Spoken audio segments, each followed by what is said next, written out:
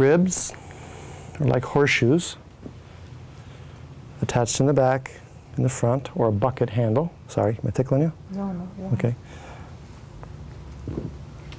And I'm going to get a hold of a rib, follow it up on the inhale, and then hold it there while she exhales out from under me in order to stretch the ribs out from underneath.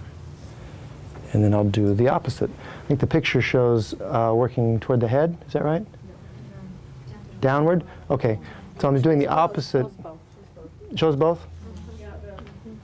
Yeah, you're right. Okay.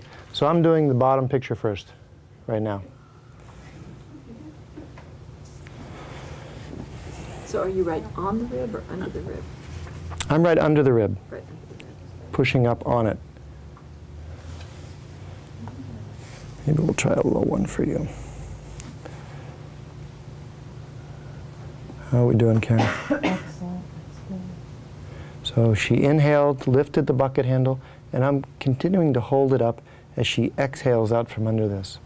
Now she's been hearing me talk, and we practiced this some before too, but your clients will need a lot of coaching on this. And I'll say, let your exhale drop right out from under this, or exhale from here down.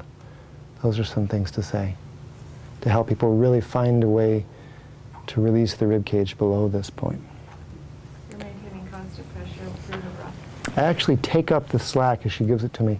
Every time she inhales, I get a little more and hold it higher and higher each time as she drops out from under. So now I'm focusing on some of the lower ribs where her... So you're going for one rib at a time rather than a whole, Yeah. rather than the fascia above and stretching. Yep, I'm going for one rib at a time. And it's helpful to remember too that the back attachment of the rib is higher than the front attachment of that same rib. Now, the other way, if you have time, you can go through all the ribs this way. It's marvelous. If it's part of a larger session, you pick the 2 or 3 most stuck spots and work them. But the other way here, I'm going to, same thing, get a rib. Let's try one of your lower ones. Here's a rib, and you take a breath in, and then as you exhale, I follow it down, and I hold it down, and you inhale from here up. So essentially lift the upper ribs off of this.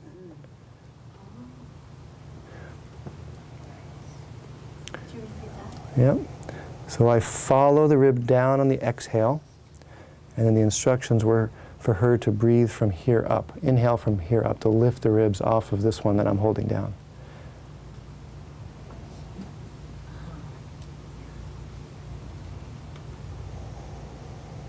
And what you'll find is that one direction seems to give a lot of these for people, one or the other, kind of depending on their pattern. This is a little more. This is the one for you? A little more what? More release. More release, yeah, I feel that too. Will they sometimes both release up and down? Yeah, you'll have people that you can get release in both directions, but people tend to get more of a release in one direction than the other. What's this like down here, Karen? That's it. That's it, huh? Okay. The spine and low back workshop was really transformational because I had a lot of low back issues, and I felt better after doing that workshop than I had in years.